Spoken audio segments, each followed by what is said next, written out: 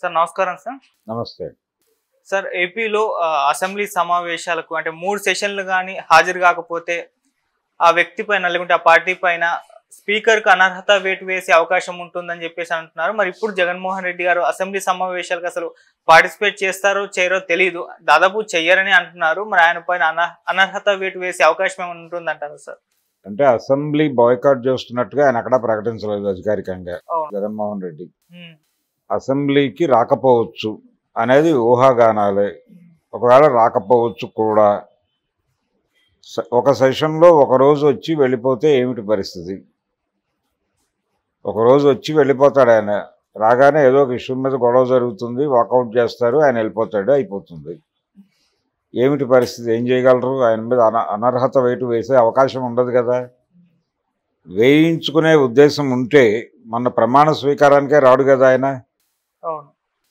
లేకపోతే రిజైన్ చేసి పులివెందుల్లో ఉప ఎన్నిక పెట్టించి తన పార్టీ తరఫున ఇంకెవరినో నిలబెట్టి పంపించి ఆయన వెళ్ళిపోయాడు కదా సీన్లో నుంచి. ఆయన ఇంకా రాజకీయ రణక్షేత్రం నుంచి వెనక్కి వెళ్ళిపోవాలని నిర్ణయం అయితే తీసుకోవాలి. ఆయన ఇప్పటికీ తన పార్టీని నిలబెట్టుకోవడం సాధ్యమా అసాధ్యమా అనేటువంటి ఒక డైలమాలో ఉన్నాడు. ఉండి జరిగిన విషయాన్ని విశ్లేషించుకోవటము, జరగబోయే దాన్ని నిర్మించుకోవటానికి సంబంధించిన ప్రిపరేషన్స్లో ఉన్నాడు ఆయన. ఈ ప్రిపరేటరీ సమావేశాలు జరుగుతున్నాయి ఆల్రెడీ అక్కడ. ఈ సమావేశాల్లో ఆయన మాట్లాడుతున్న మాటలు చాలా ఇబ్బందికరంగా ఉన్నమాట వాస్తవమే. అంటే ఆయన ఇప్పటికీ సబ్మిసివ్గా లేడు, ప్రజల పట్ల అణకువతో లేడు, ప్రజల ముందు ఆత్మవిమర్శ చేసుకోవడానికి సిద్ధంగా లేడు.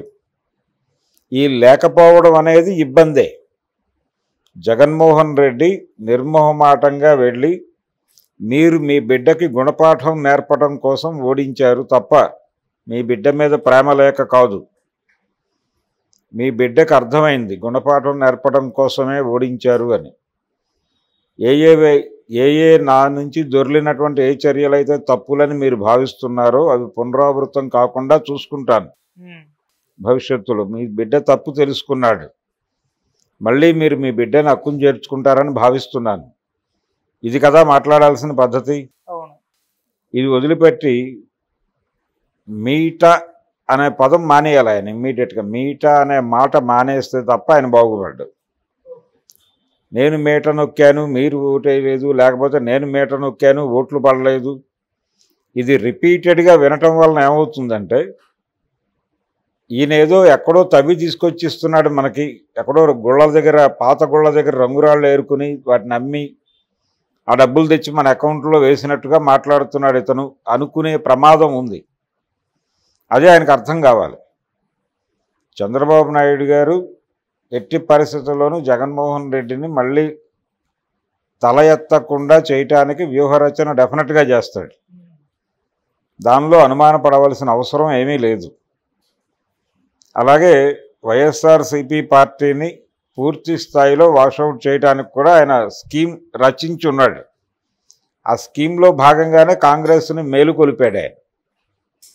కాంగ్రెస్ని వేకప్ చేసి ఈ శ్రేణులన్నింటినీ అందులోకి తరలించి దీన్ని నిర్వీర్యం చేసి పూర్తి స్థాయిలో ఆ పార్టీని బంగాళాఖాతంలో కలపాలి అనేది చంద్రబాబు గారి మాస్టర్ ప్లాన్.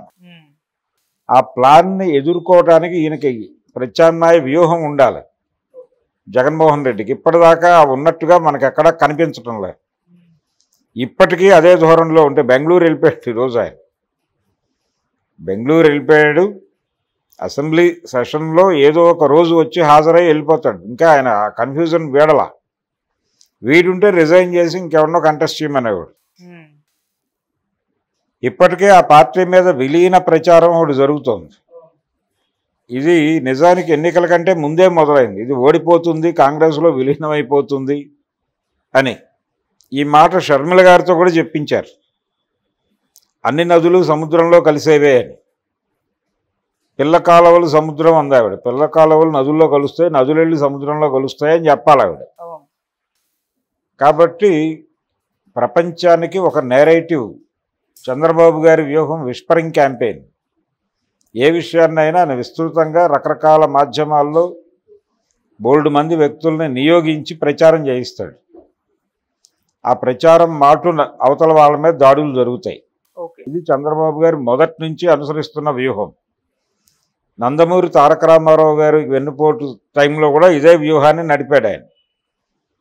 అక్కడ ఒక దుర్మార్గురాలు ఉంది, ఆవిడ పేరు లక్ష్మీపార్వతి. ఆవిడ మొత్తం ఎన్టీ రామారావు గారిని క్యాప్చర్ చేసేసింది, ఆయన మొత్తం పార్టీని తినేస్తుంది. ఈ ప్రచారం చేసి కదా ఆయనకు వెన్నుపోటు పొడిచాడు సక్సెస్ఫుల్గా. సో ఏ పని చేయాలన్నా దానికి ఒక విపరీతమైనటువంటి ప్రచారం చేయాలన్నది ఆయన చిన్నప్పటి నుంచి ఉన్నటువంటి వ్యూహం. అదే వ్యూహం ఆ పార్టీ అయిపోయింది, అది సర్వనాశనం అయిపోయింది, అది విలీనం అయిపోతుంది, మొత్తం సిపి క్యాడర్ మొత్తం కాంగ్రెస్లోకి వెళ్ళిపోతుంది, బీజేపీలోకి వెళ్ళిపోతుంది అని ప్రచారం మొదలైపోయింది ఆల్రెడీ. దీన్ని అడ్డుకోవటానికి తగిన వ్యూహంతో జగన్మోహన్ రెడ్డి కనిపించట్లా. ఈ ధోరణి ఇలాగే కొనసాగితే ఆ పార్టీ షట్ డౌన్ అయ్యే ప్రమాదం ఉంది. అప్పుడు అనర్హత వేటు వేయక్కర్లా, ఆయన మౌనంగా నిష్క్రమిస్తాడు. త్రివిక్రమ్ శ్రీనివాస్ చెప్పినట్టు 2 చేతులు జేబులో పెట్టుకుని అలా వెనక్కి తిరిగి వెళ్ళిపోతాడు.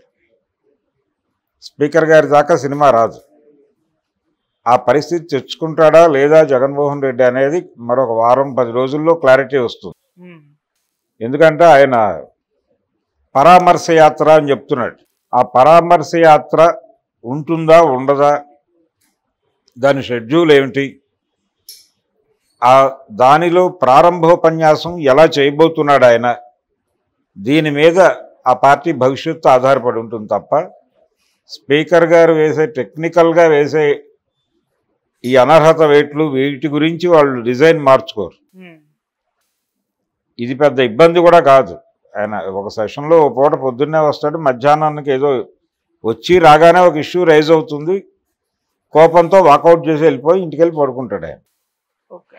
ఎన్టీ రామారావు గారికి ఒకసారి ఇందిరాగాంధీతో ప్రోటోకాల్ ఇష్యూ వచ్చింది.